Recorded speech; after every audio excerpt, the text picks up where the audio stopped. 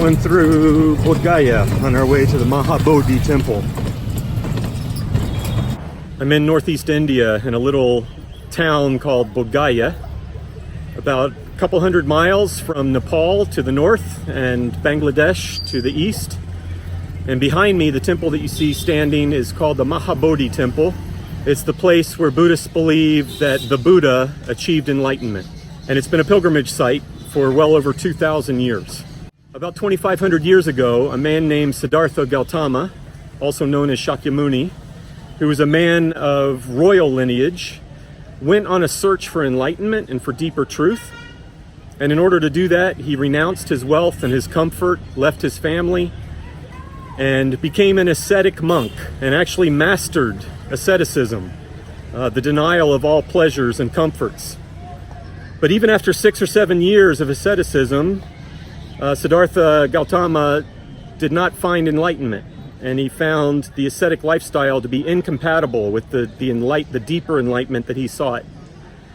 And so he started to practice what's called the middle path between asceticism and hedonism.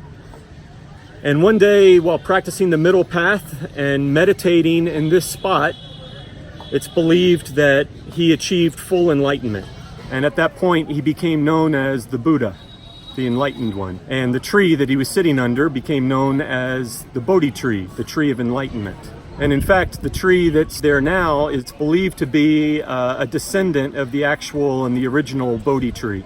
And the Buddha spent the next 45 years traveling all over this area, what we now call northern India, showing the methods and the pathway to enlightenment to others, and a community of people gathered around him and followed him. And that was the beginning of what we today call Buddhism. About 200 years after the Buddha, an emperor came along that was known as King Ashoka, who became a Buddhist himself, started practicing Buddhism. And King Ashoka came to this place and built the first temple at this place to commemorate the Buddha's enlightenment. Very little of that temple remains. There are a few artifacts, but very little of it remains. It was destroyed. But in its place, other temples were built, and the one that stands here now dates to about the 7th century, so about 1,400 years ago. A couple centuries after this temple was built, Buddhism actually declined in India, almost to the point of extinction, and moved further east to places like Southeast Asia and the Korean Peninsula and China. When Buddhism declined, this temple was abandoned and went into disrepair for many centuries, and it wasn't restored or really rediscovered until the 19th century when the British restored it. And since then, in the modern era, it's become a central pilgrimage site once again.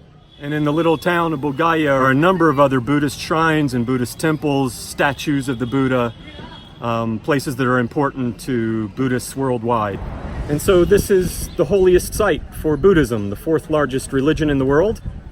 And while many associate or think that Buddhism originated farther east, it actually started here in this little village at this spot under a tree that is believed to be the descendant of the original Bodhi tree.